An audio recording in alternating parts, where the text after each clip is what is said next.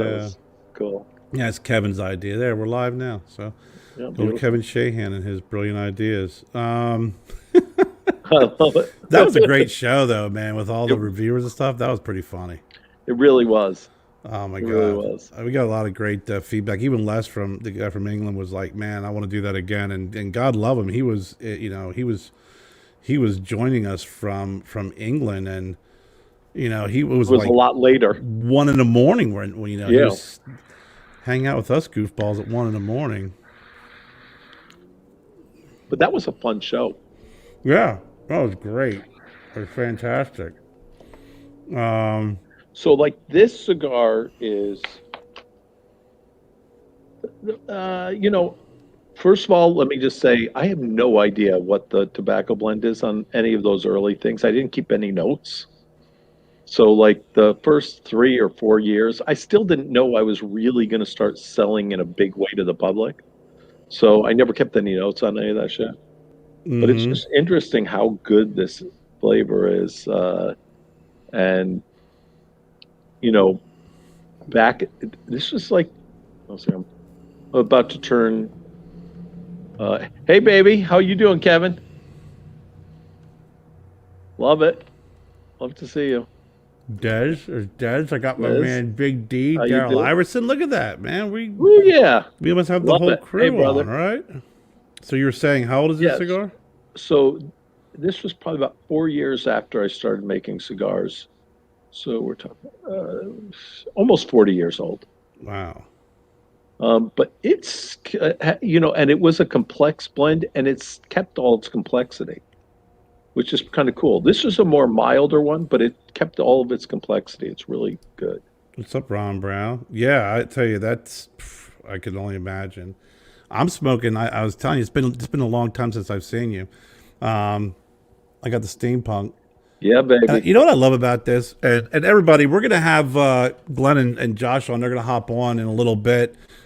So I figured Lars and I can entertain you in the interim, and keep you captivated. But I love this cigar because when you open it up and you smell it, I'm like, okay, it's got a lot of like character. And then when you light up and smoke it, the first thing I get from this is buttered popcorn. It No, just has a it just has this buttery like flavor to it. The smell of it just has that, I don't know, like that heated oil smell that you get, right, the old school popcorn, not this crap you buy now. It no, I has know. that. Oh man, it's so good. What's up, Gustavo? You're so good. Well, I'll tell you what, Lars, I think I'm gonna crank on our intro, and then we'll come Okay. back and continue this conversation in just a bit. You got it, brother. So everybody, we'll be right back.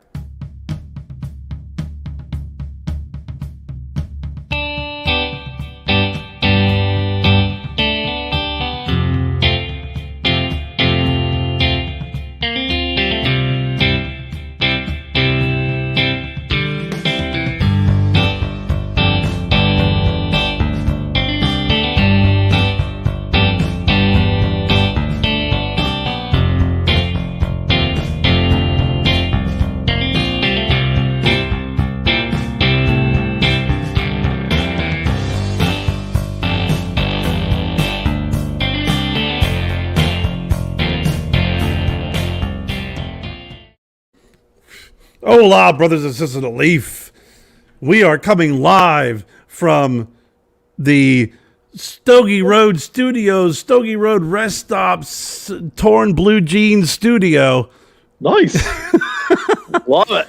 That's that's the official long version of the name of the studio. I've shortened it from time to time, but Kevin tells me I got to have a really big Hey, walloping Bella. intro. So I'm like, all right, cool, cool, Ark, I how got are it. you? So I was saying this flavor of the cigar is fantastic, and one of the things I get off the aroma is that with oil with like a sweetie tobacco.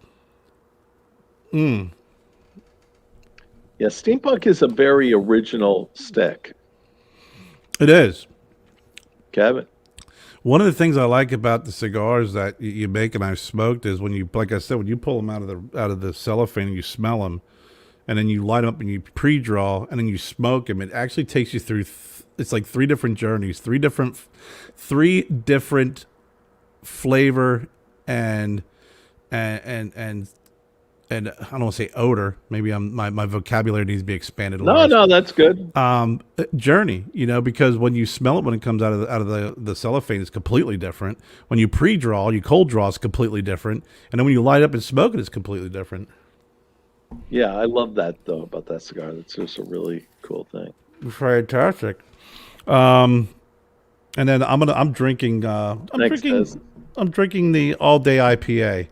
And then later, I promised my viewers I would take them on a journey with me. So I'm going to give them just a sneak peek of some of the samples that I've been sampling for the new Stogie Road cigar. So I'll be checking that bad boy out a little bit later. But I'm going to enjoy the steampunk, that burn, that ash. Oh, it's beautiful, yeah. Man. It's fantastic. I'm drinking organic unsweetened iced tea. A far better choice than what I'm drinking. No, far better choice. Oh, most definitely it is. Too. What's pretty cool. My Aunt Mary, she just hopped on. She said hello.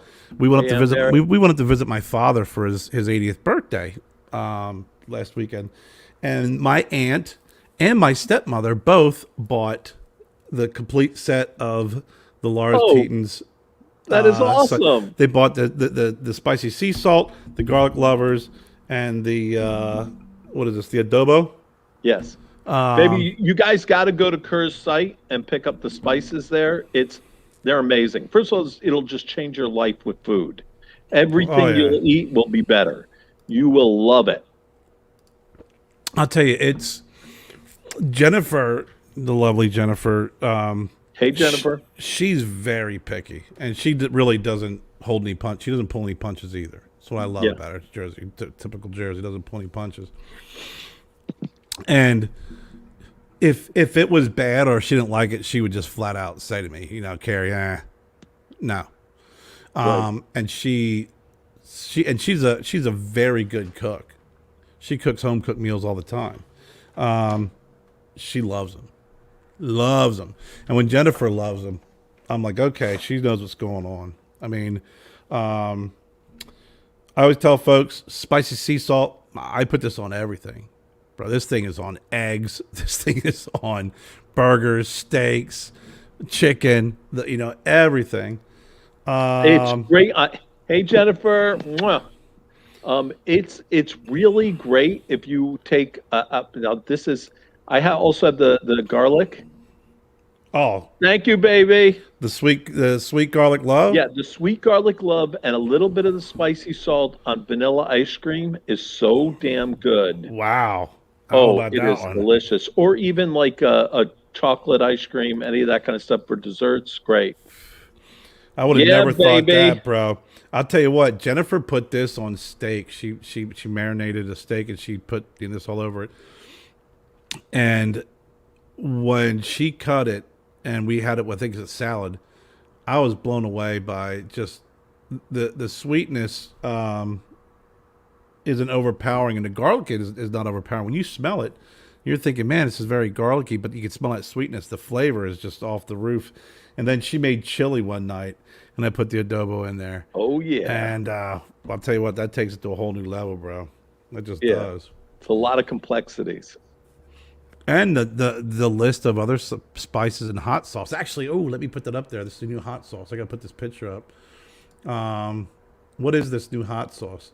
You'll have everything. Okay, so Justice Bratt is one of my artists. She's a rapper. She's an amazing rapper and singer. And she's charted on iTunes. She's got millions of views on SoundCloud. Or streams or whatever they're called on iCloud. I don't know. Or SoundCloud, not iCloud. Well, I'm an idiot, by the way. Don't listen to the words that I say because I'm not really sure about them. But SoundCloud, she's got a bunch of views on that stuff. And check her out on YouTube. People should support her on that. Like, view it, like, subscribe, all that kind of stuff. She's Fantastic. amazing, amazing artist and a wonderful human being. She's like one of the most incredible people you'll ever meet. She's just amazing. So what's up with that hot sauce, man? What's up, Oh, it Jeffrey is so Amendola? good. So, so good. Yeah. Yeah. Is it spicy? Is it hot? Is it sweet? I It's mean, it's what hot, makes it but it's different? got a ton of flavors to it. Wait till you taste it. I'll send you some. You'll be you'll be crazy about it. It really has like a it's got a complex flavor that's really amazing. See, I like hot sauces, but I don't like a hot sauce that's overbearingly like It's not. It's like a terrible hot hot. sauce. Yeah, it's a hot sauce that just brings out tons of other flavors too. No, man, I'm looking And forward to that. it's got a sweetness that's not sugary because there's no sugar, Hmm. but it's got just in the flavor profile a sweetness to it. And the peppers I'm using in a lot of this stuff, I smoke them, so there's a hair of smokiness in there. It's got a creamy, almost buttery taste to it, even Nice. though it's just a hot sauce. But it's not just a hot sauce; it's really something special. Got Oh, great peppers in it. that's the key. You got to have some. You got to have complex, like a cigar. It's got to Yes, have some complexity to it. Um, and zero carbohydrates. and zero carbohydrates. The one hot sauce you sent me is really good. I like that. We had some wings the other night, and they were just regular, just fried wings, and I put them on. They didn't have any sauce on, but I put that on. It was fantastic. Yep. I can't wait to send you this hot sauce. Oh, I'm looking forward to it. I'll be You sending know, you out a package this week for sure. mucho gracias. Thank you, brother. Everybody who's watching, we appreciate you hopping on. Thank you for joining us. I'm Karen with my man Lars, and we are, shooting the shit a little bit here, talk about cigars, hot sauce, food. We talk about everything. There Yep. really is no specificity to it. But in about 15 minutes, we are going to have on Glynn Loope, and we're going to have Josh, both from the PCA. And what we're going to be talking about is a real serious issue. As you know, we talked a great deal about over the years about the government intruding on the cigar rights. We've been able to fight the good fight and kind of hold that off at that federal level, the big level. But there is still a lot of fight that needs to be done at the state level, and success is never final, right? There is no finality to this, especially when you have the government involved, because they, in my opinion, they're always looking for a way to make money and taxing, et cetera, et cetera. So when the ruling had come and gone back in September, and it looked like the cigar industry, which it was, kind of had this state of execution, is the best way that I could describe it. Things looked really, really positive. And I think there were some folks that may have let off the gas, or was like, "Hey, we did what we could. We did what we had to do. Our job is done here. Let's move on." Not true. We still are fighting fights at the state level, and there's still more to be done at the federal level. And Glenn and Josh are going to get on in just a little bit and talk about some of the challenges in some of the states that we're facing right now. Bans on flavored cigars. I mean, if you're a flavored cigar lover, and you're a fan, that's an issue. If you're not if a flavored cigar fan, it's still, in my opinion, a way for the government to get their foot in the door. Opposition of public smoking in Florida, cigar lounges in several different states, anything from not being able to open up a new cigar lounge to not being able to have smoking in cigar lounges, believe it or not. There's a number of things to talk about, and I'm really excited to have them on, because I am always interested to see what some of the challenges of the different states and what challenges that they're faced with. Really, there's something going on in Florida with no smoking stuff? Yeah, and Wow. and I look at Pennsylvania, where you are. I mean, we used to call that Taxylvania. They tax everything, and I'm actually surprised with, I don't want to say the leniency, but the lack of tobacco taxes and some of the different things that they have in Pennsylvania. I mean, you have cigar shops and political figures in New Jersey that are complaining that they're losing their potential customers in Jersey because they're going across, state lines into Pennsylvania to get their cigars because the tax in Jersey drives everything up. True. That's true. Oh, That's here's a good question for you. See, Kevin Shahan said that's why they're trying to differentiate the difference between flavored and infused cigars. So he asks you, the man, the myth, the legend, the Godfather, Lars. Thank you, Kevin. Kevin didn't compliment you though? I did. Thank you. Thank you for asking me the opinion on this. But thank you, Kurt, for giving me Listen, I can't for this. Lars, I can never let Kevin Shahan get complimented ever. But yeah, I mean, it's a great question, Kev. What's your opinion of the difference between flavored and infused? I think that most of the cigars that are called flavored and even infused cigars, and I'm not going to go into naming any companies, but I'm just saying, a lot of it is like a lot of artificial flavors and spray on whatever, and it's flavor crystals and all sorts of craziness. And it's very rare you end up being able to smoke a cigar that, if you had to name what flavor is that cigar that you're smoking, there is no flavor. I mean, if you had a name, is there a flavor? It's not cherry. It's not like banana. It's not bubble gum. You couldn't name a flavor of that cigar. It's a very complex way of conditioning the tobacco. So basically, if it's found in a Starburst, the flavors are found in a Starburst box, pretty much flavored. Yes. And also, everything I use, and I think that even Alan and was really surprised. Alan Rubin of Alec Bradley, that I'm partners with.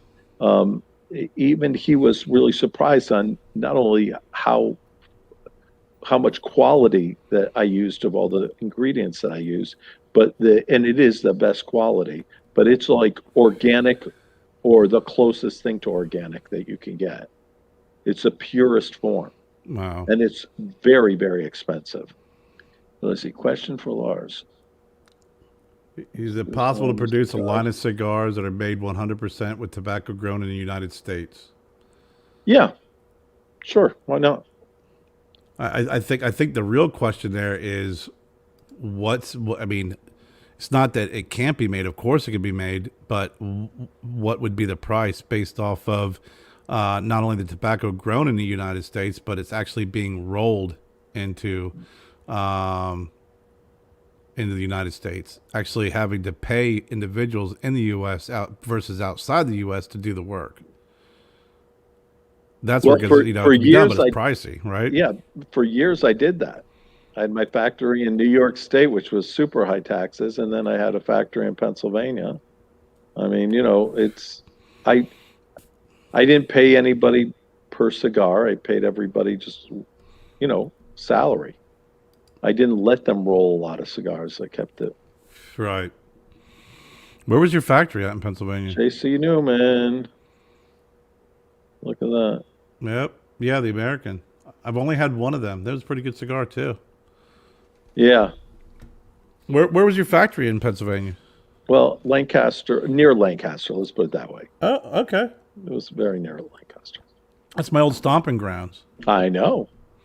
That was the, Sunday you get behind the horse and buggy. I still have my leather. I still have my leather factory out there. Do you really? Yeah. Is it in Lancaster? Or can you say the town? No, it's on the outside of Lancaster. On the outside? Yeah. Outskirts. Mannheim? Yeah. Intercourse, PA. Intercourse. Right in between Blue Ball and Bird in Hand. Yeah, that's exactly right. You know the place. Well, yeah, I lived in Ephrata. Yeah. When I graduated college, I lived back home in Lebanon for a little bit, and then I was working in Reading, and I lived in Ephrata. It was the girl I was dating worked in Lancaster, so it was halfway. Hey, did you ever go to like that Amish, I don't know what it's called. It's like uh, almost like a fake Amish farmers market or something. No, Remember, what's his name had that little cigar store there, the Pennsylvania cigar thing there. in Oh Lancaster. no, it's right in that area. Oh, I'm just an idiot. I can't remember the name of that place. It was like a bunch of little Amish shops. It was like a kind of a mall thing. Well, I mean, there's Intercourse. They're real big. I know the Green Dragon was like, and there's a couple other places that had, that are kind of like flea markets. I mean, I've been to a lot of like real deal Amish, places. Well, they had like, I mean, it wasn't fake Amish; it was real Amish people. But what I'm getting at is they had a great coffee house where they made some of the best cappuccino and espresso. And it Uh, was all Amish, but all the Amish people are hanging out there on iPhones and iPads, and you See, know, back then I just looked for the bars. I didn't go to the coffee shots. So yeah, my dad in Lidditz, he probably thinking Lidditz a Green Dragon, but we I lived in Ephrata. The one thing I didn't realize, I lived in the Royer Building in Ephrata, Pennsylvania, which is like nowhere, right?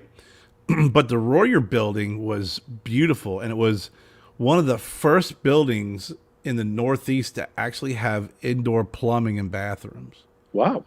Yeah, it was actually Effort was a pretty cool place. I mean, but if you were an outsider, man, they let you know. They let you know if you're an outsider in that area. But I enjoyed it. I enjoyed living. I lived in Reading for a little bit too, and I enjoyed it. I enjoyed living in Reading. I enjoyed working in Reading. My cousins still live up there. I would love to get back up there. I had a lot What of about good Denver and friends. Adamstown? Yeah, Denver, Adamstown. We used to go to the brewery up there, the Stouts Yep. Brewery. And how about in Denver? They had back in the day, Glenn Redkay owned it, but he passed on. The oh, what the heck was it? Not the Iron Horse. The Black Horse The Black Horse. My cousin lived in had a Denver. hotel and restaurant. Yeah, my cousin lived in Denver, and it was the next town over from Ephrata. And then Adamstown was on the way up to, Yep, to the Reading. next one. Yeah, but the Black Angus was the one that was in Adamstown, and then that was where Stouts Brewery is. Yep, I And we used remember. I know that place well, but yeah, it was before you got there on that same main road. mm-hmm, It was the Black Horse. It was a hotel and a restaurant, but the restaurant, I think it was one of the top whiskey bars in the country. really, Yeah, and they Eh, had like the man. Dalmore, which is a really prestigious whiskey company. They make a lot of a huge amount of the whiskeys for small brand labels. Mm-hmm.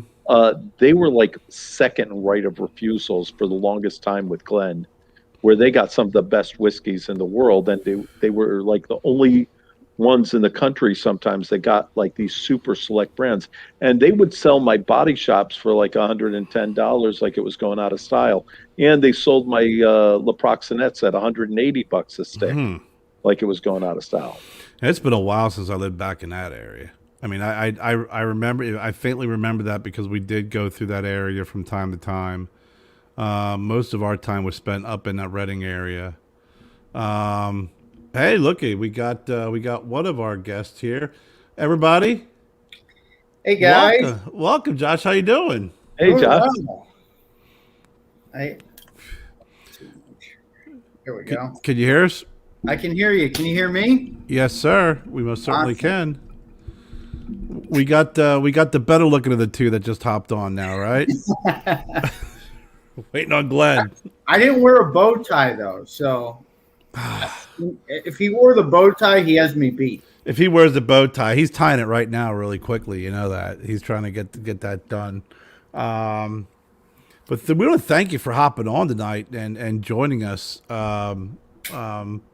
And we never had the opportunity to officially meet. I'm Care. I actually own Stogie Road Cigars. It's a boutique cigar company. He's been in business for a couple of years. I've been doing this show for about 5 years, and I know for the last couple of years we've been fighting and bringing attention to the masses who watch the show. The fight for the cigar rights and all the battles that have been going on. And when Glynn reached out to me, he was talking to me about the battles that you are having at the state level. And, I was just kind of bringing everybody up to speed a little bit on the battle that happened, federally, nationally, that was a nice victory. But, success is never final. Don't ever rest on your laurels and think that, since September has gone and has come and gone, that, we've done all we could do. Now we can just kind of sit back and relax. That this battle's ongoing, not only at that level, but more importantly at the state level. Yeah. And I also want to introduce you to Lars, my buddy, my pseudo co-host buddy. We partner in crime. Yeah, I love Kurt. He's awesome. You guys do. I'll tell you what. I've watched your show before. I am a cigar nerd. Before I had this job, I really am blessed to have the ability to have my passion also be my work. So I've been with PCA for 2 years as a direct lobbyist, and then a year before that, I was a consultant. And I've always watched the different programs. I read the magazines.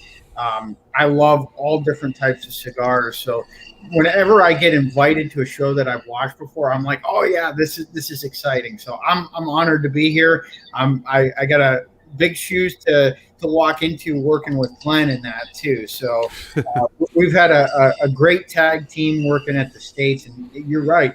Last year, federal was the main focus. We had huge deadlines that kept coming and putting back, and we got a little bit of a reprieve. We got some big wins, and then the fight just shifted to the states and the counties and the cities, and they're popping up everywhere. It's like whack-a-mole. We get a win here, and then another thing pops up. And Glynn and I have been burning the midnight oil on things ranging from Michigan to Maryland, and we'll get into some of those details later. But thank you for having me and having the opportunity to share a cigar. Although I would love to do it in person in a cigar lounge, but this is the next best thing. No, it's a pleasure to have you on, and Lars is being very humble. But Lars has been making cigars for over 40 years. Josh, I always tell the story. A very young Kerr back in the mid 90s, working at Enterprise Rent-A-Car. I walk into a cigar shop, and I see all the different, the cigars, and they all look alike on the racks. And I look over and I see a box that just stands out. And I go over and I pick it up and I say to the guy, I'm like, this looks a little alike. He goes, man, that guy's cigars are crazy. You're going to love them. It's different. I smoked it and I'm like, this smells like there was some patchouli oil. It's got all these different spices. Little did I know that 20 years later, I'd be sitting here next to him. It was one of Lars' cigars back in the mid 90s. That's awesome. I will have to seek out and get each of your cigars because I love trying new things. And, last year I went to 50 different retail shops, visiting with PCA members and conversing with folks, seeing, what are the issues popping up. And I've said this before, I always try and get what's new. I'm one of the younger folks asking what's new, what's the new cigar, but also a tried and true that I always like. And then if the local shop has a private stock or a private blend, so I purchased 3 cigars, well, usually a little more than 3, but at least 3, one in each of those categories. That's cool. Yeah, that's great. I traveled a lot for my job a few years ago, and I used to visit. I don't golf, I don't hang out at bars or go to strip clubs, so I go to cigar shops, and I really enjoyed it. And I've always looked for the rare cigars, the old cigars, like you said, the private cigars. They're private blends. And just recently, we were up in Pennsylvania visiting my dad, and we were. It was like show up, went to his party, and came home. Didn't even have enough time to really visit. But I did get to stop at one cigar shop, and it's a cigar shop and a beer packaging store. And last year, Steve Saka came out with the STFU exclamation point.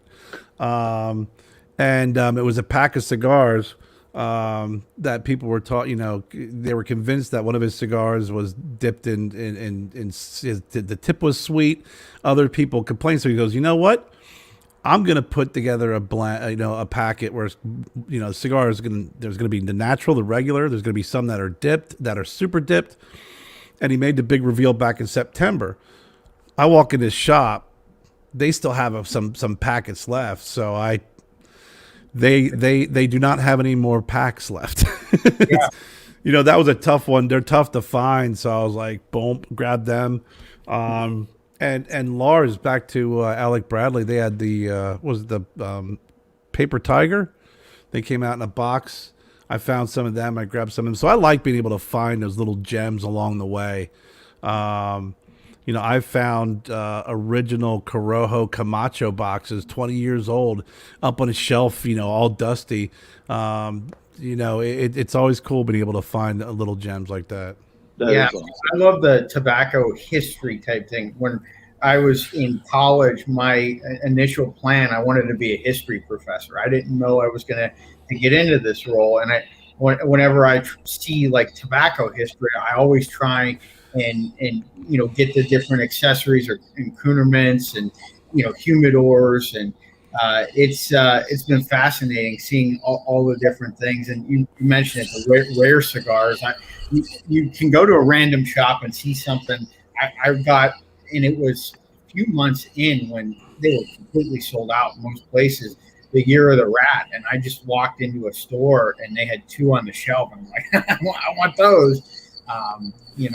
But it's an awesome feeling. I went to Nicaragua in January of this year and got to sample stuff and try some new things. And I even was rolling and blending a little bit, and that was an experience too. I will stick with my day job. I will not be producing too many cigars.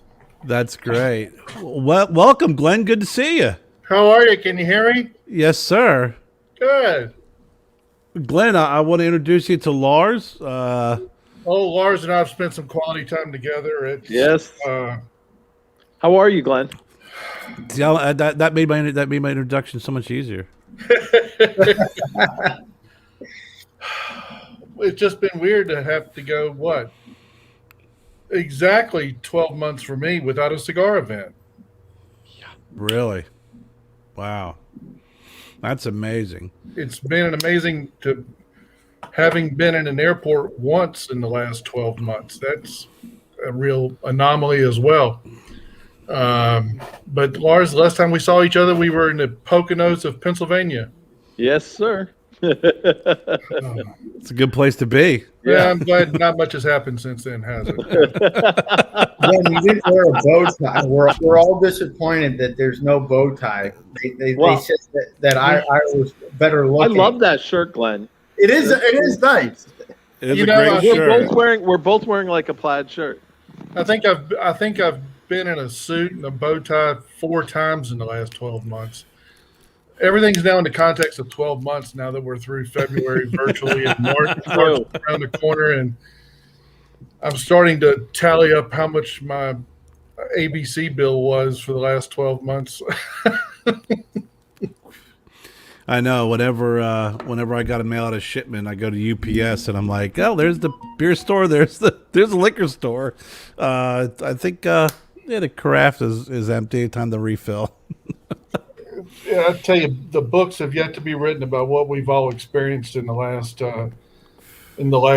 year, but it's an absolute truism that what doesn't kill us makes us stronger. And whereas, I lost a dear friend this week to it, a former professor of ours, and nobody's immune, but hopefully society and this industry will all emerge from it much stronger, I hope.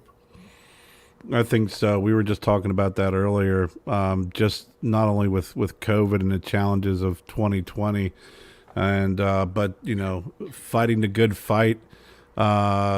With protecting the cigar rights and the cigar smoker, the cigar brand owners, and getting through, what was going on federal and being able to get through September.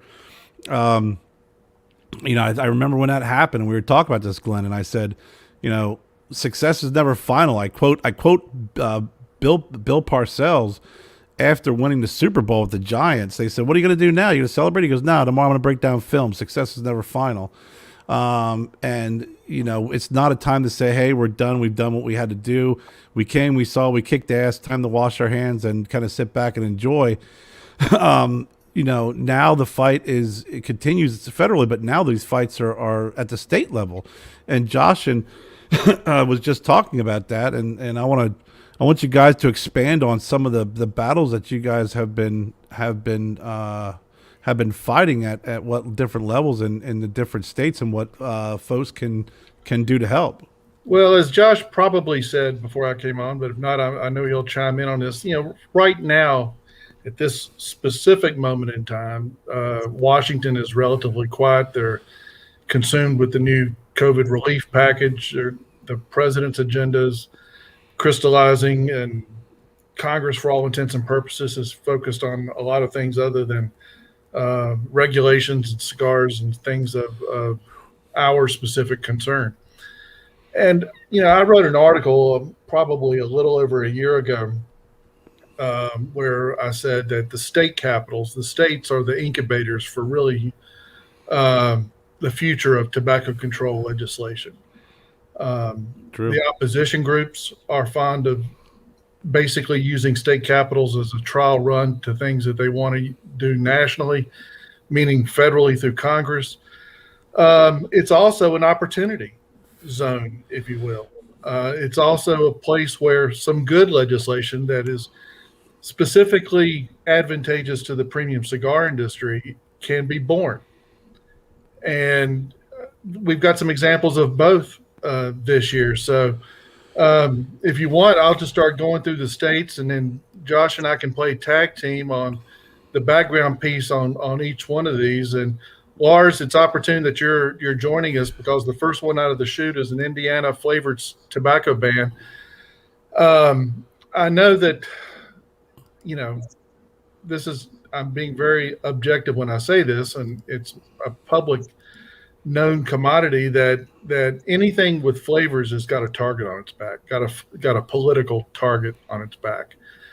And the FDA has certainly highlighted that. The political agenda of the FDA has highlighted that. And then the nonprofit healthcare groups are taking that to a different level by taking the threat of a federal ban. And there is indeed Mitch Zeller at the FDA has gone on public record of his intent to ban flavored tobacco products. And they lump in flavored with infused. I'm asking, is that seems like that's pretty much well, the that's course. been one of the arguments both within and outside the industry. Right. The agency has never defined flavor, never defined characterizing flavor. And so the closest they've come is to say that anything that doesn't smack of all natural tobacco. But we could debate that for the next 3 hours. But with the public health groups, though, in the opposition, they frequently will use careful wording in this legislation to be intentionally vague about characterizing flavors. Right. And they want it to be left up to a regulator or a bureaucrat to make the decision, especially in states that have very authoritarian governments at the state level, where they will paint a broad stroke. So last year we fought characterizing flavors hard in California, because when it starts in one state, it will percolate in other states. And before you know, we're fighting a battle in 30 states when we had the initial battle in one state. Right. California and New York have Oh, yeah. some of the most aggressive legislatures when it comes to tobacco control. So we're always, I think at any given point, Glenn and I are working on something in either California or New York. There seems to be some commonality in what's going on in the States this year. And honestly, I think both Josh and I are both surprised that in light of COVID, in light of the budget shortfalls that have been experienced in virtually every state in the union, we thought that there would just be this basket of tax increase proposals across the country. And that has not proven to be the case.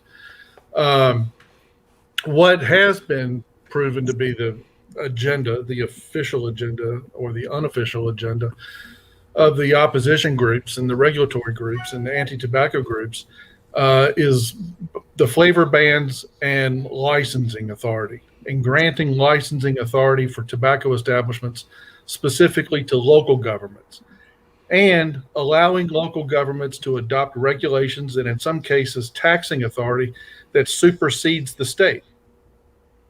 So, so if the state capitol says you now have the authority, Jonesville, Tennessee, or Jonesville, Kentucky, pick a Jonesville, you can now do X, Y, and Z. And those regulations or potentially those taxes can be imposed, increased, regulated at the local level in a manner that could, in fact, be stronger than that of the state. Right. And there's just a hodgepodge of those this year. And the first one out of the chute, and probably the one of them that I'm more concerned about than others, is Kentucky. And here it is. Kentucky is a known tobacco state, not our kind of tobacco, but a tobacco state. Traditionally, on the conservative side, but yet two Republican members of the legislature, one in the House and one in the Senate, have introduced a bill that grants that local authority and that local taxing authority to the localities in the Commonwealth of Kentucky. Some left field legislation has traditionally been introduced in Kentucky, and it hasn't gotten through both chambers or signed by their respective governors over the course of the last decade. But I think all bets are off. And the fact that it's introduced by two Republicans gives me a little bit of pause as well. Josh? In Kentucky, tomorrow we'll have a new alert in the state. We were on top of that, a month ago when it was first introduced. But Kentucky also recently introduced a bill that would end, employment discrimination based off of smoking. So your employer could go after you if you smoke and have certain penalties with it. So that's one that we're going to counterpunch really hard on. There's a few outliers in the states that we put more emphasis on, and everybody knows we have limited resources. Ryan Parada and Scott Pierce will help Glenn and I, filter through it. But between the two of us, we've sifted through 1,500 pieces of legislation so far.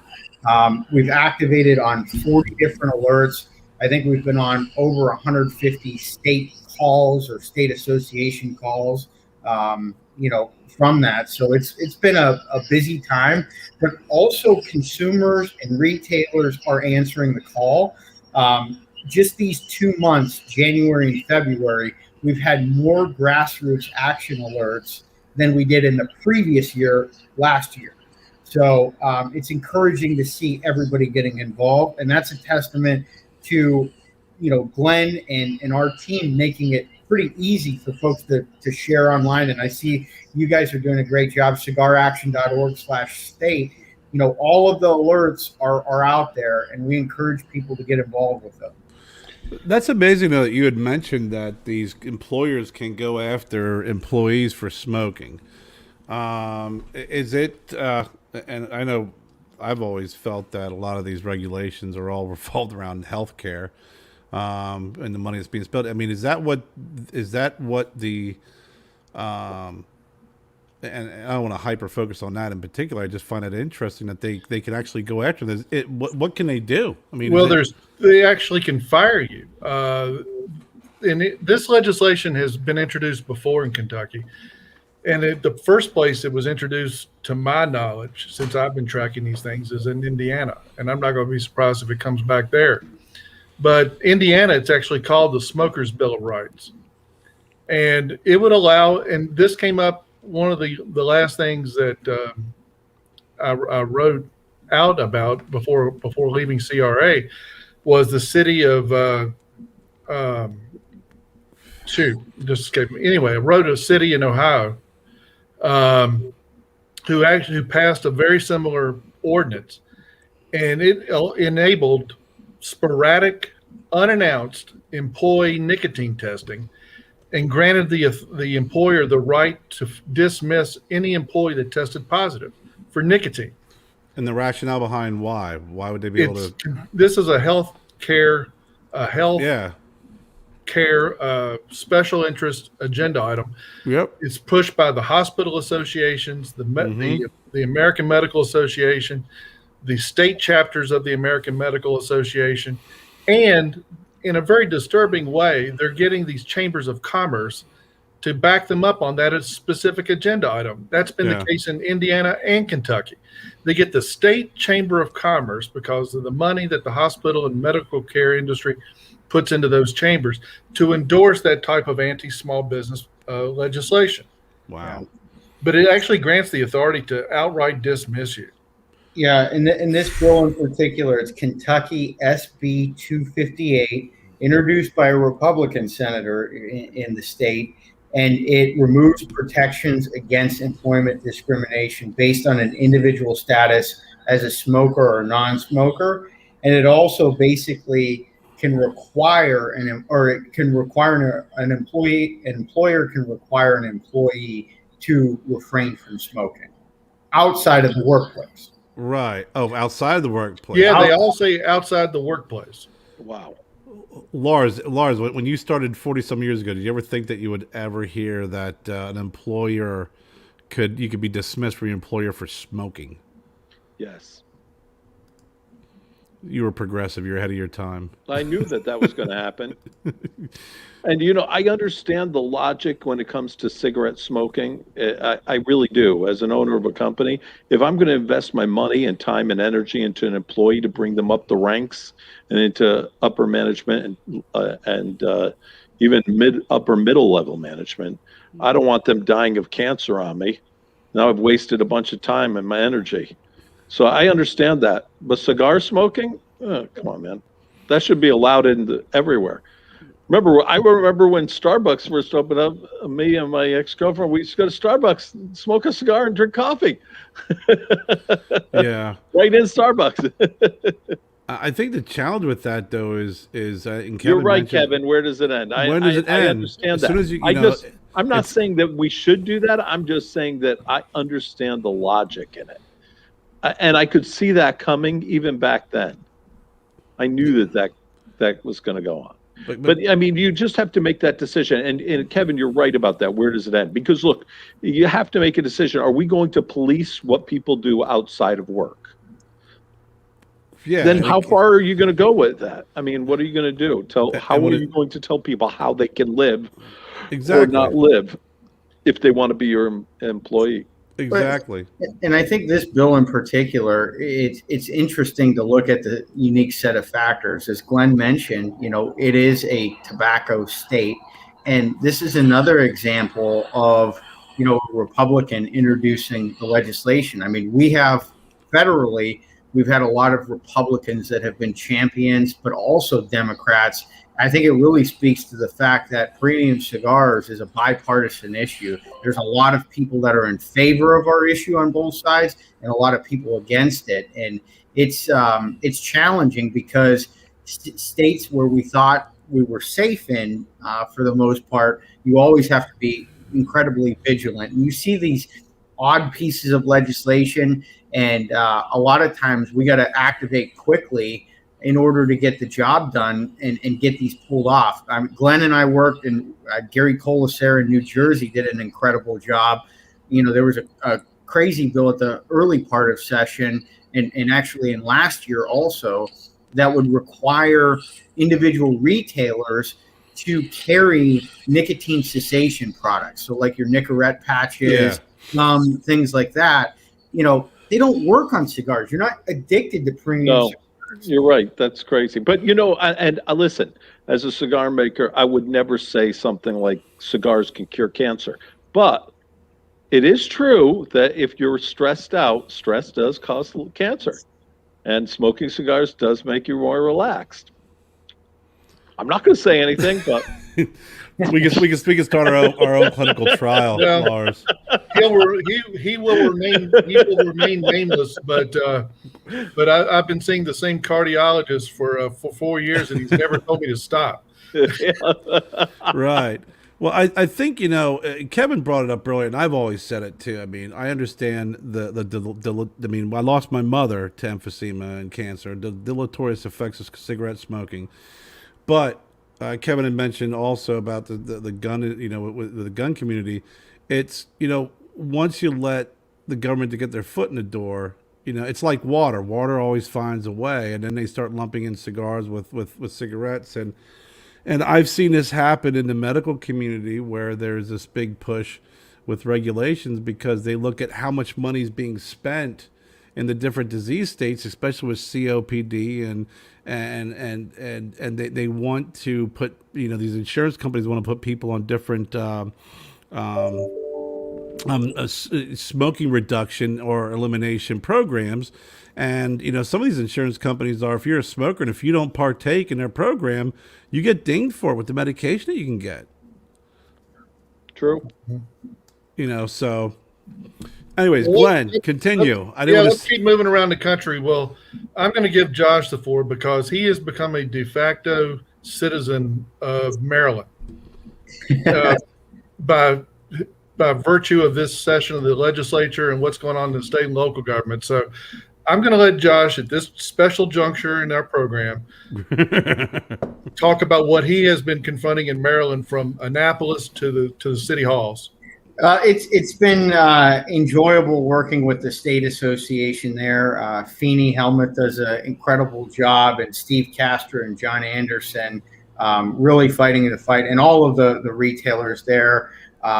We encountered issues early on. We have a grassroots alert up about their flavor bill, and they're characterizing flavor bill, so similar to the one that we're seeing in Indiana and elsewhere. But recently there's been a lot of issues involving reopening of cigar lounges in the COVID environment, where restaurants, bowling alleys, ice skating rinks, any of these other places of business are able to reopen with capacity limits. The certain counties and cities within the state of Maryland, Baltimore City and Montgomery County being the two most apparent ones, are saying, well, you're not allowed to reopen. They're interpreting the fact that you're not exempt from removing your mask to smoke like you are eating or drinking. So no smoking in any of those lounges in Baltimore City and in Montgomery County. So we've launched action alerts there. We've been appealing to the county executives and county council there, trying to get them to reopen, to have some capacity. And the core argument. So in Baltimore, they're not letting people smoke in the cigar lounges because they can't take their masks off? Yes, that's to correct. Smoke? Like if you're sitting down. Baltimore City, even if you're socially distanced, you're not allowed to smoke in the lounge. They're still closed. The county, however, they are open. We work with the county government in Baltimore County, and between the Maryland State Association and the Premium Cigar Association, we got them to reopen based off of capacity limits. Steve Castor, one of the folks that I've mentioned before, recently did a interview on Washington Talk Radio and really goes through all of the nuances of the issues that we're facing there. But we're seeing this statewide in Michigan, and this has been the biggest fight this week, is if you are in the state of Michigan in a cigar lounge, you are not allowed to smoke. Period. Wow. 1, 2 people, capacity, social distance, mask, sanitation. And one of the key arguments that we're making to fight back against this, name a location that has a better ventilation system than a cigar lounge. They all have ventilation systems for circulating air quality. So, and that's one of the things, you want well-ventilated areas. Mm-hmm. That's amazing, though. That you're socially, you're distanced. You're in a well ventilated area, but you can't smoke because you can't take your mask off. Well, the anti-tobacco groups have really leveraged this to their advantage, and in certain areas, they're going to continue to restrict these businesses. At the end of the day, there are people in government and in these nonprofits that don't want smoking to exist in any form, and they don't care if they shut down private businesses. And that's what we're seeing in some of these areas. And I'm not saying, that's a broad stroke of all of the politicians in those areas, but it has been incredibly difficult for our members, small business owners that pay their taxes, to get a hold of elected officials in those areas to tell their story. I mean, I know John has written a half dozen letters trying to get a response, and they don't know when they can reopen. That's the worst part about it. For some of these other ordinances and executive orders that have been issued over COVID, there's been a set deadline. For this, there's no set deadline. It could be, if they say we have to wear months into 2022, does that mean the cigar lounge is closed until 2022? There's no end in sight. Right. No, that's terrible. They'll always find a reason. Yeah, well, there are some people who just don't like smoking. And they just they're never gonna be happy with anybody smoking cigars or whatever. That's where I make a tend difference. to like that, Lars. That's exactly where I tend to like some of these states that, and I think this is a sign requirement in California to this effect, that has you put a little placard on the front door that says smoking is allowed in this establishment. Right. If this bothers you, do not enter. Okay, now we have to really spell it out like a warning label, but here it is. It's allowed. If you don't like it, don't come in. It's the opposition has done a magical job of convincing the public that a private cigar lounge or private property in general that's accessible to the public is de facto public property, and that's simply not the case. That's the reason for over a decade, I've called smoking bans the largest seizure of private property rights in the history of the republic. Yeah, that's true. Look, when I was a young kid, I don't know how well acquainted you guys were with Manhattan, but on Madison Avenue between 63rd and 64th, there was this French restaurant called Loope, and that place was amazing. It was like one of the best French restaurants in New York City, in Manhattan. And I used to go there pretty much on a daily basis. And I remember, and I would smoke my cigar and have dinner, and sometimes a few friends with me or whatever. And back then, you were like the devil if you smoked cigars. You could be shooting up heroin next to the words, and the cigars are the evil thing. So I'd be smoking my cigar. And I didn't drink. I didn't do any drugs. I was just hanging out, smoking a cigar, enjoying food, whatever. And this couples would come in because there was this trip to New York and they had money in Oklahoma and they wanted to go to the top French restaurant in Manhattan. So they'd come in and they'd sit down and be like, and say, "Do you mind not smoking?" And I was like, "Yeah." This is my time to hang out and smoke a cigar and have a good, delicious meal. And then they would complain to the waiter, the maitre d', and the maitre d' said, they would say, "Oh, can you sit us in a non-smoking section?" That place was so packed you could never really get any other table anyways. But they would go, "Yeah, sure, you're in the non-smoking section." And then they would go, "But he's smoking a cigar." And he said, "Yeah, he's sitting in the smoking section." The good old days. They didn't care. About this in another. Funny, one more thing I want to tell you is a really hilarious little story. So just a few years back, and it's still illegal to smoke at this time in a restaurant in Pennsylvania. But my girlfriend would go in and she would tip really big, the waitresses and the waiters and whatever, and the maitre d'. So she always threw them a good tip. And she would go in all the time and smoke cigars in the restaurant. And they would come people would complain, there's no smoking allowed, whatever, and they would just say, okay, well then you can leave the restaurant and kick the other people out. Even I was nice and didn't smoke. She loved it. She didn't care. She just smoked cigars. Well, Glynn has mentioned this in I think one of the previous podcasts or interviews that we did together. A lot of places that have gaming or casinos, gambling establishments, they're looking at banning smoking on their premises. I think, New Jersey was a state that was considering that. Pennsylvania was a state. Bill in Iowa's got a bill right now on that measure. And even specific casinos within Las Vegas. I know that one in particular has gone completely non-smoking. So that's non-smoking everything, or like non-smoking cigars and cigarettes, or what? Non-smoking for anything in that particular casino. That's amazing. I would have to figure that the casino to agree to that or to do that, that really can't help out the business. Well, the Venetian, they had like in that area, where Sushi Samba is. Yeah, you guys know the place. I just went in. I just paid off the maitre d', and I was smoking right in the restaurant. People complain. Who cares? And I was smoking because weed's totally legal there. So I was just like, okay, I'm going to smoke a little bit of weed in there too. Smoke my cigar, smoke some weed right at the table. Well, there's Venetian Sushi Samba. The relationship between smoking bans and gaming is the one area of smoking bans that there is a definitive body of economic research, and it was conducted by, of all institutions, the Federal Reserve Bank.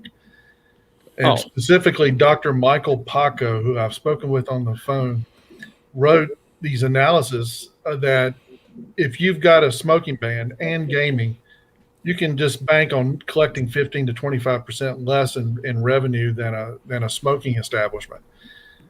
He's done these studies out of the Federal Reserve Bank of St. Louis.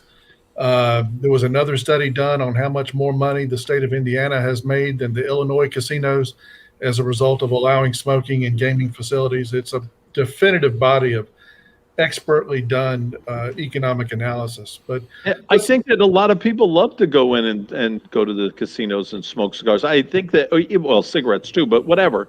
I think people enjoy it, and that's like one of the last bastions of freedom, to be able to smoke and then hang out and drink and socialize and whatever. The casinos. I mean, if they and gamble. I don't gamble, but whatever. People gamble. Yeah. I think that's like a place where you can really. If they take away the smoking on that's going to be pretty bad. Well, and it's a 1-2 punch. I mean, it's very difficult to open up a new smoking venue. And that's one of the other things that Glynn and I are working on. And some states are taking action on this. Montana being one of them. I think North Dakota is the other state that is basically creating exemptions for smoking prohibitions and easing licensing for establishing a cigar bar so that you can have cigars with alcohol. Because, some... Hey, Duncan. Permit, just retail and lounges without alcohol, but kind of marrying the two and having the ability to enjoy a fine craft cocktail and a cigar, that's very difficult in some of those southern or western or midwestern states. So it's been really interesting to see.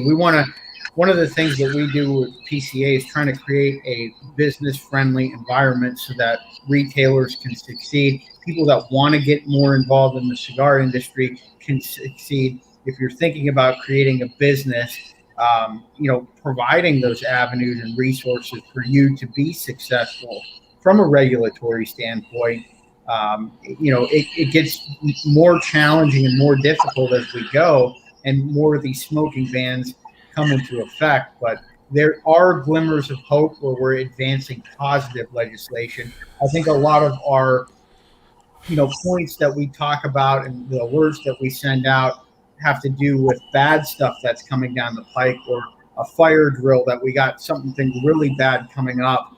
but there is legislation that we're working on, both public on cigar action, but some things that we're working on behind the scenes, trying to get sponsors for new legislation that would support the industry at large. Well, I And was that's going to a ask good. that. I'm No, sorry. Go ahead, Jerry. no, go ahead, because I wanted to ask two questions, but I wanted to go ahead, Glenn. No. I was going to say what Josh said is the perfect segue into two specific measures that we're supporting at cigaraction.org this year.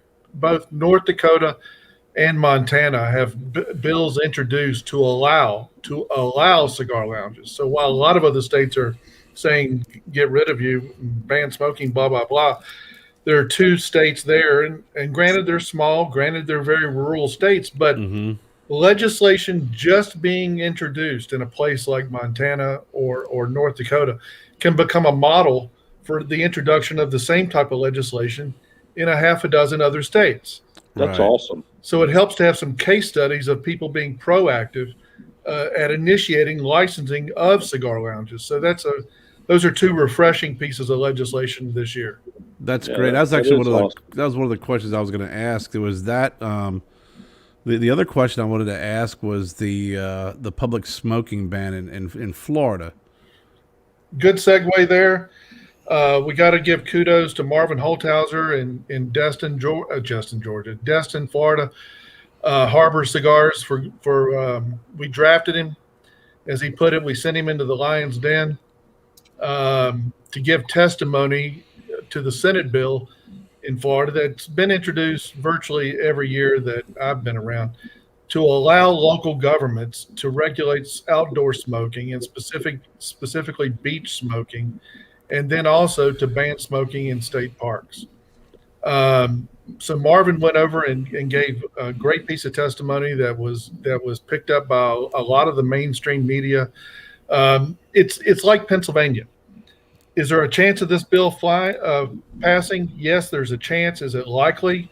Probably not. But will there be a day where the legislation has a little more push than normal? Mm-hmm. And that's the reason we have to take these things seriously every year. Right. So even though that right now there's a bill to close all the exemptions, Lars, there's a bill to close all smoking exemptions in Pennsylvania. All of them, across the board. Private clubs, Ashton Cigar Bar, some of the great places in the universe in Pennsylvania to go and have a cigar and a drink. And this would close all those exemptions, plus gaming facilities. Well, is there a good chance to get the bill killed? Yes. Is there an even better chance to get premium cigar establishments exempt? Yes. But will there be a day that we have to take it infinitely more seriously than we even do today? I think you can bank on that. So it's like Florida and Pennsylvania, which I often call the economic axis of the cigar industry, have these threatening pieces of legislation that are, slim chance of passing this year, but you've got to take them seriously because you can't see the crystal ball in the future. Right. And Marvin did a great job for the industry in Florida doing that, and it set a great precedent and example for retailers stepping up to the plate and going and giving this testimony before these legislative bodies. And how about New Hampshire? Is New Hampshire getting people trying to mess around with New Hampshire's cigar laws? No, not as much. Josh, you hear anything? But I haven't. No, I know that Dave Garofalo does a great job up there, and I think that there's a good team that they are working at the state level to ensure that they're protected. It's interesting because you do have all of a sudden there'll be a rogue member that introduces legislation that's not going to go anywhere. But these are real threats. In Florida and Pennsylvania, I think for us, we want to make it a point that those are the bread and butter of the cigar industry, both manufacturing and retail, and you can't mess with those states. So we're not going to give an inch, especially in those two states, because if we do and we lose, then we're in trouble in the other states where we don't have a fortified infrastructure. Greg Zimmerman does a great job in Pennsylvania, and make sure that there's a lot of protections there. But when I saw the Florida thing, Glynn and I conferred and we were able to get Marvin on board. 2,000 people in the state joined him immediately, sent letters to their elected officials in opposition. And I'm like, and I said at the beginning of the program, I'm looking at this from a consumer lens first. I'm first and foremost a consumer in this industry, in addition to an advocate. When I go to Miami, one of the joys of that is going to, Cuban crafters, going to the different cigar lounges, picking up a few sticks, and then walking South Beach in the morning with a cup of strong coffee. Yeah. No, that's interesting. On top of all the different, and Glenn, you had mentioned some of these laws that, is it going to pass? Probably not, but you always got to keep a watchful eye on it because, you don't want one to slip past the goalie, especially in a state like Florida or Pennsylvania. What about some of the areas where they have some pretty strict established rules and laws, whether it's, I think it was Minnesota, there's a town that was allowing only so many cigar shops to open in an area, and you had to put your name on a list, or you got places like Massachusetts and Boston where you have a limited amount of cigar shops where if your place burns down or you can't move and you can't take your tobacco license and move to a new location, where you are is where you are, and if you close down, that's the end of you. That's a big threat, and I saw some legislation today, and this is another example of where our opposition, it gets ever more creative. And I first saw ordinances like this introduced in Los Angeles County literally years ago, but now this strategy is starting to spread, and this is it: using zoning ordinances to regulate smoking. Right. So here now we're going to involve not just a city council, but a planning commission, a zoning board, a board of zoning appeals. And I get the ones that are symbolic, and I think there's a bill pending on this in New York. I get the not allowing the licensing of smoking establishments within 100 yards of a school. Okay. You want to go down that path? Okay. But to say it's citywide or countywide, and we're going to limit the number of establishments we grant licensing to according to zoning, is micromanagement, social engineering at its worst. It's examples of the nanny state at work. So that type of legislation is popping up around the country. Because I've seen it. I know Mike Bellotti of MLB Cigars. He's got a cigar that David P. Ehrlich named after the first cigar shop he ever bought a cigar from up in Boston. Well, it was the second oldest tobacco shop in the country. I can't remember exactly what happened, but they closed because they could not move their tobacco license and move to a new location. And when you think about the history of a shop like that, he ended up naming a cigar after it. When you think of a shop like that has so much history that the zoning laws and the regulations within a city disallows them to take their tobacco license and move to a new location, that's restrictive and horrible. Or that's a place that's like really North bad. Carolina. I'm sorry, Lars, go ahead. No, that's bad. That's really bad. You can't move with your license. What Well, you got a happens place if- like North Carolina, like if you lose your lease in a strip mall, to have smoking in your new establishment, it would have to be a freestanding building. Yeah, yep. You have to be grandfathered in, or it has to be a freestanding building in Pennsylvania. I mean, in North Carolina, I've been to shops in North Carolina. I've walked into one. It's little small strip mall next to a grilling, like they sold grills. I bought a cigar and I cut it and I start lighting up. He's like, whoa, stop! I'm like, what? He goes, you can't smoke in here. I was like, I was just at a shop, right down the road. He goes, well, that was a freestanding building. That was freestanding. You were allowed to smoke in there. You can't smoke in here. You can only buy the cigars and then go outside and then leave and smoke. Well, let's chat about a deep South state that we traditionally don't have to worry about. But this week, a tax increase got through the Mississippi House, hoping that it'll die in the Mississippi Senate. But a tax increase did get through the House. There's we've covered Baltimore, Montgomery County. While we were talking about the South, Glenn, the other positive piece that we did this week was Arkansas. One of the things there, and we're trying to make it easier, talking about the different licenses. Basically, if you sell your cigar lounge to a new owner, the new owner could stay on the tobacco license for 30 days so that there's a bit of a grace period where they can process some of the paperwork and you don't have to shut down, wait for a Oh, reapplication that's nice. immediately. So that's 30 days. Hopefully that bill goes through, but it's good to see that there are some sensible legislators out there that recognize that the permitting process takes some time and you shouldn't have to shut down as a new business owner right away. Right.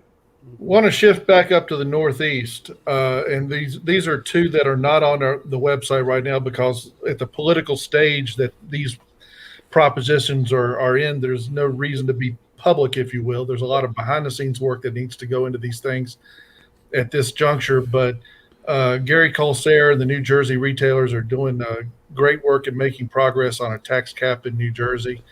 They've been diligently working that legislation, both with the bureaucracy, the past governors, past legislatures, and they're really getting their story across now. And I think there's a Democrat version of a bill and a Republican version of the bill. And so they're diligently working that behind the scenes. And then we've been a part of a weekly conversation with New York. The retailers in New York got relief through the industry standard litigation that was carried out by Davidoff in New York, knocked down the OTP tax. Governor Cuomo raised it back up to 75%, which is truly detrimental to the retailers of the state of New York. The association, a great group showing some real leadership on this issue in New York, are putting together a game plan, making presentations to legislators, doing the economic research that's necessary to help get a proposal like that through to get some tax relief in New York. So there's several different proposals in the works to try to rectify that. And it's just another example of where the retail community is really showing some leadership, especially at this time with the fiscal constraints all the way around the industry, to make some good things happen. And New York and New Jersey are two great cases in point. And that's a model that we're going to use in future states for tax cap legislation. We want to make sure that we have the economic data. We have some great information out of Ohio that lends to the arguments for tax caps. We have some that are set to expire this year, and we plan on defending those. But that's another area this year. Logistically, we have a lot to cover and little personnel with Glynn and I, but we want to make sure that we're doing it and preparing the retailers with that information, with that research, whether it's economic or health data, to counter a lot of these claims. So we 1,500 plus bills we've sifted through, 40 or so action alerts. A lot of behind the scenes there. It's a time consuming process, and it isn't going to let up at all, I think, until April, where some of these state legislatures adjourn. And, when like I said in the beginning, when one thing goes away, another thing pops up. So it's ever vigilant. We need consumers, any of the listeners tonight, we need their support in those states. And they need to sign up at cigaraction.org. They can put their name in there, their contact information to stay abreast of these issues in their states. I also want to make sure we put this issue out there because this legislation, as I mentioned in the beginning, doesn't just by osmosis appear. And it's what I'm getting at is that it's not just driven by the virtue of an attack on cigars. The vape and e-cigarette sectors have made us a target. There's no ifs, ands, or buts about that. The political attacks on vape and e-cigarettes have made all things associated with nicotine in any way, shape, or form a target. And, starting last fall through early this year, Josh and Scott Pierce and I did a series of regional training sessions, if you will, for retailers by region, and we covered the country between last August and January. And in that, we warned the retail community, and it's really the impetus, like in Tennessee and Montana, I'm looking at here, and all the other licensing legislation oriented pieces that we highlighted earlier, the driving force towards that legislation, the target was vape and e-cigarettes. But it made it easy for the legislators just to say all things tobacco, all things nicotine. And we are, in fact, an unintended consequence of all of that type of bad legislation. So we warned the retail community, keep your eye out on that. And the operative term is you've got to go to these legislators and consistently say, we're not them. We're not them. And Josh and I have done dozens of conference calls with legislators, with teams of legislators and retailers, educating them as to the public health difference between this product and everything else that they're after. And once we've done that, I found that 8, 9 times out of 10 they accept that message and get it out. And that's the reason this industry is more successful than others at getting exemptions to bad legislation, whether it's to have alcohol or to have smoking in establishments, whatever the case might be. But we have to consistently watch. It's the only reason Josh and I have had to go through 1,500 pieces of legislation to get to 22 of them that matter, is because the target is other products, whether it's cigarettes or vape. And by the way, I'll take this commercial break to thank Ernesto Carrello for getting a cigar of the year. I'm smoking the cigar of the year with my buddy Ernesto, the Pledge, and I just want to commemorate him for getting the cigar of the year from Cigar Aficionado. This commercial break is brought to you by your friends at EPC Carrello. That's nice. I'll be sure to send him a bill for the commercial. Yeah, but you bring up a good point, because we've talked about this before in the past, and they do try and lump in cigars. They look at the nicotine delivery system, and I know, Josh, when you had mentioned them looking, some of these areas are forcing or they're looking to have cigar shops carry Nicorette, and smoking cessation, and nicotine, substitutes. And Lars, you mentioned it too. I mean, the cigars it's a poor nicotine delivery system when you really think about it, compared to cigarettes or vaping or anything else. They're aged. Do you vape at all? I don't vape, but do you vape? No, I've seen. I don't. I enjoy cigars. I have read and I've seen one too many issues with vaping that has impacted the lungs of younger smokers. Right. That's I think that can. We don't even know what's really going to happen. Yeah, I mean, someone could make vape juice in their kitchen, and they're inhaling that, and when you're talking about taking in a fluid with sugars and the impact it has on the lung tissue, right? It's terrible. But even if it's like in a really clean lab situation where they're processing and making it, we really don't know the side effects yet. No. It's just too early of a thing. And I think that one of the side effects that younger people should really be aware of is just looking like a douchebag. that's definitely the byproduct of whatever system you're using. But I mean, Jennifer works in a hospital, and they've seen people in X-rays of the popcorn lung that it produces, and just not a lot. Like you said, first of all, there's not a lot known on the impacts it's going to have short term and long term. But at the end of the day, I really think it does boil down to the nicotine delivery system. My dad did have a question for Josh and Glynn. Sorry, Dad, I'm not ignoring you. We've been on a roll here. My dad says that how is this fold in with the different states of the legalizing of marijuana,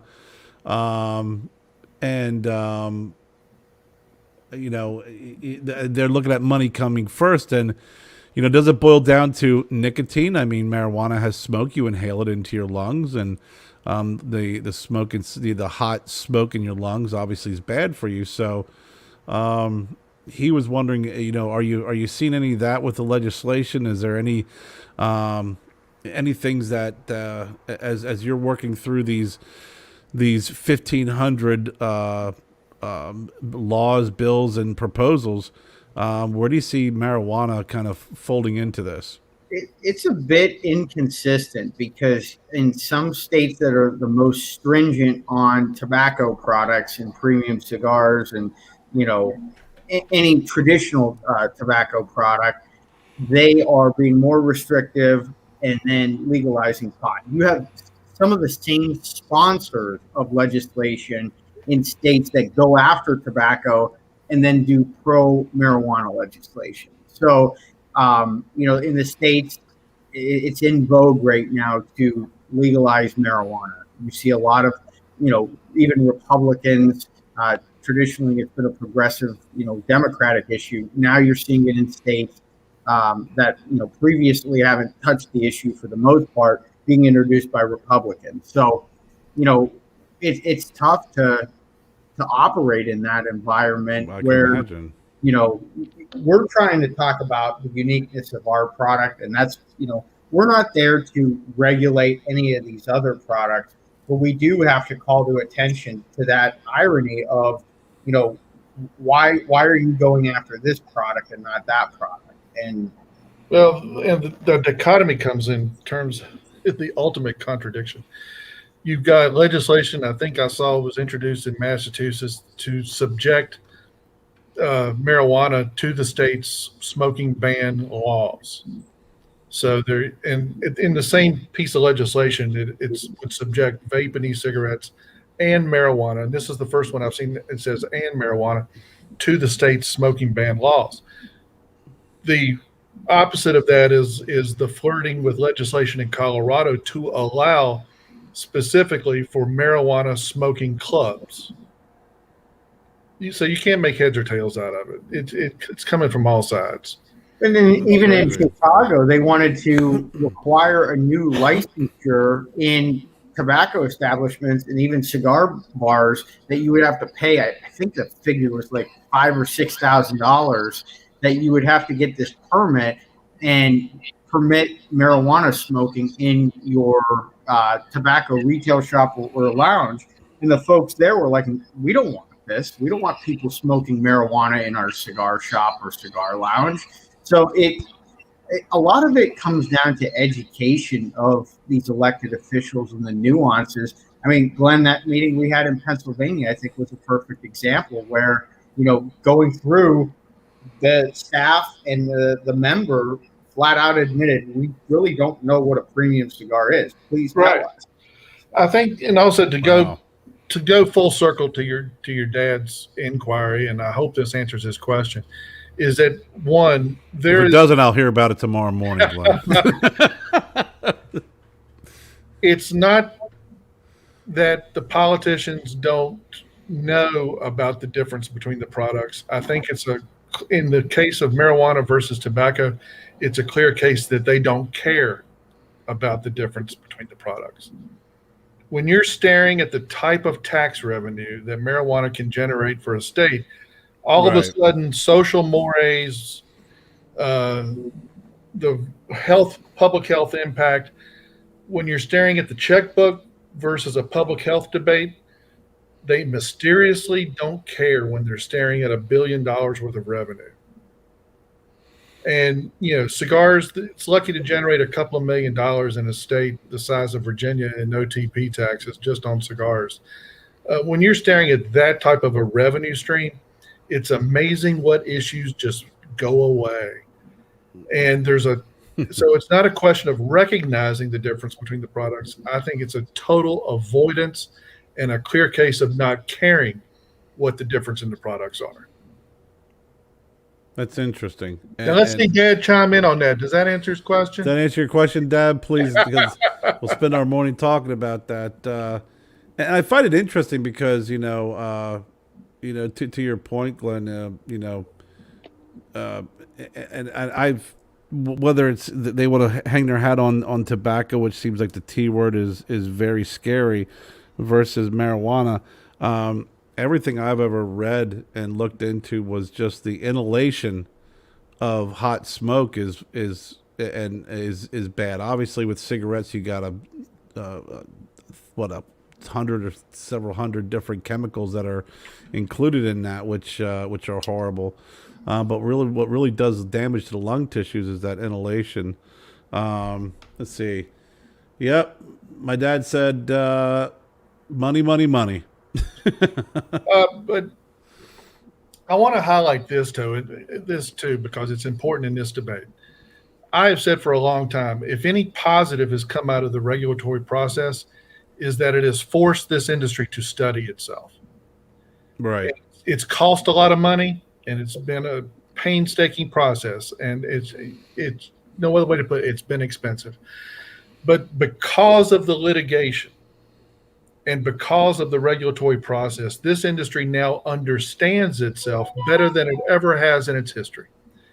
And now there's clear evidence that we do not have the adverse public health consequences that our opposition makes it out to be.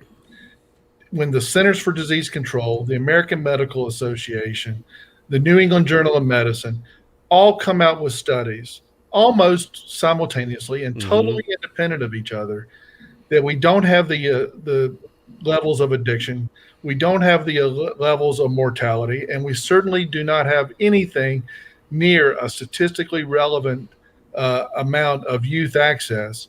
The case has been made. This is why the product should be treated differently. And the significance here for this discussion is that all of that research that was generated to get us through the litigation and to get us through where we are in the regulatory process to be the point of absolutely the lowest level of enforcement priority for the FDA. This is the beauty of this. All of that research is now available to the states.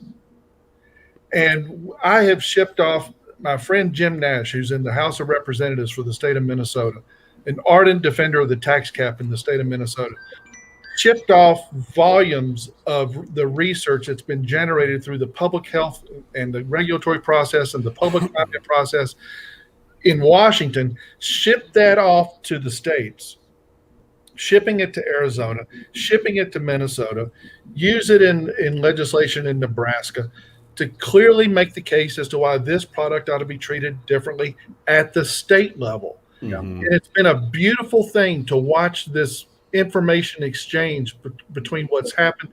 And it's cost, between PCA and CRA, it's cost probably pushing $12 million, Josh. Wow. Between all said and done since. I think the economic quantification of that we did for the town hall that happened, I think in October of last year, once we received notice, and it was 25 million with all salaries and all PAC, legal fees, research. Yep. So 25 million. But Glenn brings up a great point. January of last year, when the FDA said we're the lowest enforcement priority, that we don't have a youth access issue, that was an important piece that we could relay to the states. And the other one was Judge Maida's decision defining a premium cigar. And from the PCA standpoint, that debate is over. We're comfortable with the definition of a premium cigar, and that's what we're asserting in the states. There are several, I think it was 17, I want to say. Don't quote me on that. It could be 17 or 19 states that don't have a codified definition of a premium cigar. So we got to get out there and make that happen. And ones that do, we want to get it as uniform as possible to that federal definition, because it provides an off-ramp for a lot of the products that PCA members carry, premium cigars, from harmful legislation. So, that's something that we're going to be working on in the coming weeks and months, is aligning the federal definition with the states. That's fantastic. Yeah, Glenn, Josh did answer my dad's question. He said, "Thank you for the education." So that removed one of the topics off for our conversation tomorrow morning. Let's close with what can the listeners do? What can we do? At even I'm in South Carolina, so I know there's still a place right down the road that still has a smoking section, believe it or not, a restaurant. It's kind of crazy down here, but what can we do to assist and help out? First of all, I'm so glad you said that. It's because it's not on our board yet, and I just sent an email to my buddy Nick Goebel at Nick's Cigar World in Myrtle Beach. Is that there's a bill that's been introduced in the South Carolina legislature that forbids local governments from passing smoking regulations stronger than the state. So Wow. that's another good bill that's come up, and I'm glad you said. I forgot you're sitting there in South Carolina. My Sitting God. here in sunny South Carolina, Glenn, you can't Normally, when forget you and this I state. have these discussions, we're talking about Senator Scott, but how we get to shift for a second to Columbia. But to answer your question, and Josh can chime in on this, but one, we need everybody that's listening to sign up for cigaraction.org so that you can stay abreast of the legislation that's introduced in your given state, and that we can send you notices and ready-made petitions that go to every single member of your state legislature when good legislation comes up and when bad legislation comes up.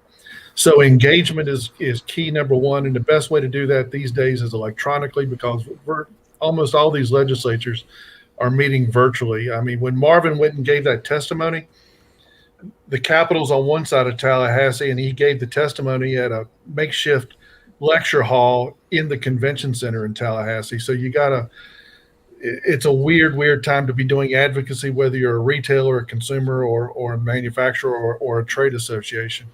Yeah, I would just say to add on to that, I mean, keep doing what you're doing with shows like this, educating and informing customers.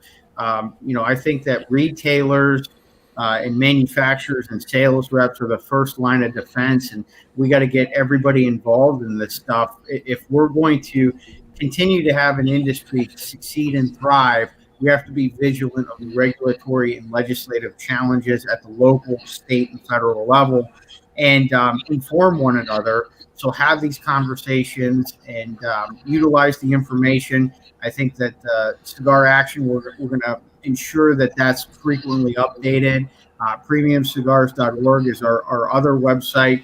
In the state advocacy section, you can see all of those bills that Glenn and I are in tracking in real time. So they're added, and it has a variety of different issues. So you can click on your state and see some of the things. Not all of the stuff is directly applicable to premium cigars, but all of the major tobacco issues you can find and do some research there. And a lot of that will influence what comes to the future for premium cigar legislation and regulation. So, I would say stay informed, stay active, and keep doing shows like this. We enjoy them. We're honored to be guests.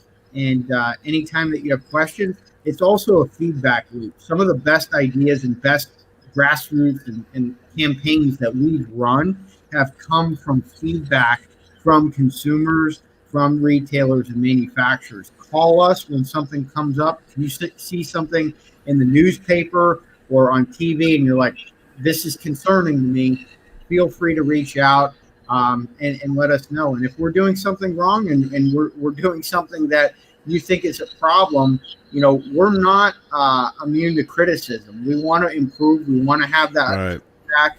And we know we have a lot of growing pains as an association, but we feel that this year in particular, we're hitting a stride when it comes to state advocacy. That's where the fight was. The fight last year was at the federal level. We racked up some wins, and we're going to rack up some wins this year at the state level. That's great. Let me close on this piece of the puzzle too, and this comes to mind because of the conversation we had today with the New York retailers. We helped them do what I called a political mapping project. And we took one chart, we took every single retailer in the state of New York, and beside it put who their member of the state assembly is and who their member of the state senate is. It's amazing across the country how many retailers and consumers don't even know who represents them. That's fantastic. Or they never had a reason to. We cannot stress enough. Learn who your legislator is. Reach out to them. Even if there's no issues, make sure they know who you are, whether you're a consumer or a retailer or a manufacturer like you. You've got to engage with them. They've got to know who you are. They've got to put a face with the issue. And that's the way to do it. And we're going to be doing that same type of chart for every state in the union. based upon the priority of where the risk factor is these days. But these shops are the perfect political network to support this industry because virtually every congressional district, every legislative district has a cigar shop. And the legislators have got to know that when they're messing with us, they're messing with small business America. It's not about tobacco, it's not about smoke, it's about small business and supporting these establishments that are on Main Street America in every legislative district in the country. Amen. And one of the things that you all said in a very early on, which I think, in my opinion, sets the cigar industry apart, is so different. And Lars and I, we've talked about this before, and Lars been doing this 40 some years. Is no matter if you're doing what you guys do, if you're been around like Lars, myself, very short period of time, you're a cigar shop owner. You're always looking through the lens of the consumer because you're always a cigar smoker first. And I think that's what's so beautiful about this industry is no matter what level you reach, you're always thinking about you're always a consumer first. And when you start seeing things that impede upon that, and then it starts to ripple out to impacting small business, big business, so on and so forth, it does motivate you. So I want to thank you both for being on tonight. Really, I mean, it's always good seeing you, Glynn. Josh, it was such a pleasure meeting you and being able to chat with you a little bit about this, about the fight that you guys continue to it was move very forward. interesting. It was. I mean, you really guys were great. Thanks for joining us in the discussion, Lars, and thanks for putting the cigaraction.org rotating continuously throughout our discussion. It's a great site. I mean, it's very user friendly. I mean, it's very big and it's very specific and very eye opening when you scroll down through and you see exactly what's going on from state to state. And it's really important. It really is an important issue that we should all be aware of. Most definitely is. Kurt, do you want me to serenade anything? Yeah. We always end the show with a Lars tune. So we normally in our show we not only talk about cigars, we talk about everything and how the cigar industry just all comes together and how what I fell in love with the art, the food, the music, everything associated. So we started off talking about spices and foods. You guys came on, we talked about cigars and protecting our rights, and we're going to end it with Lars singing a song. Can you improvise a song about cigar rights, Lars? Oh, I wish I could. I'd start singing, but I think we'd lose viewers in about 5 seconds. 2 if I start. Yeah, we'll do it. Hennessy got me not knowing how to act. Hennessy got me not knowing how to act. Hennessy got me not knowing how to act. Get just fuck with me, you best bring a stack. Well, I don't fucks with girlies who don't get money. If you wanna fucks with me, you best bring the honey. Got 5 girls here, fucks me all together. Then go out and get me money, no matter the weather. Say, Hennessy got me not knowing how to act. Hennessy got me not knowing how to act. Hennessy got me not knowing how to act. Cause folks with me, you best bring a stack. I got a cheerleader here, says she just wants more. Got a girlie from the math but wants to keep it offshore. Got 2 girlies here named Hoover and Dyson. Girlies bring me stacks to keep me icing. Now Hennessy got me not knowing how to act. Hennessy got me not knowing how to act. Hennessy got me not knowing how to act. Girls fucks with me, you best bring a stack. Well, Hennessy got me not knowing how to act. So I take a few girls and head to the back. I got a Buffy on the left, Keisha on the right, and Maria on the shaft. So they don't have to fight to say, Hennessy got me not knowing how to act. Hennessy got me not knowing how to act. Hennessy got me not knowing how to act. Yeah, girls fucks with me, you best bring a stack. I pour some Richard Hennessy Hennessy all over my body. Let the girlies lick it off like it's a high tide. Girlies bring me stacks before they head to the lobby. That's why I keep the shit hotter than wasabi. Hennessy got me not knowing how to act. Hennessy got me not knowing how to act. Hennessy got me not knowing how to act. Yeah, girlies fucks with me. You best bring a stack. All right. Fan freaking tastic, Lars. Man, listen, I want to thank Josh. I want to thank Glynn from the PCA for joining us this evening. Another great conversation. You guys are always, always, always welcome here on the show. Whenever you want to hop on, talk about, about these issues, you always have a voice. You always have a venue here. I believe that the fight is never final. And here at the Stogie Road Cigars and with Lars and the show, we're always here to support you guys. So Absolutely. Thank you. yeah, thank you guys. Love you guys. Listen, from Glynn, Joshua, Lars, and Care, this I is love you all. the Stogie Road Diaries. The journey continues. Make sure that you hop on to cigaraction.org. Check it out. Sign up. Go to PCA, the Premium Cigar Association website. We will see you next week. Have a great weekend. Have a great God bless. weekend, Dan. Love you. Thank you.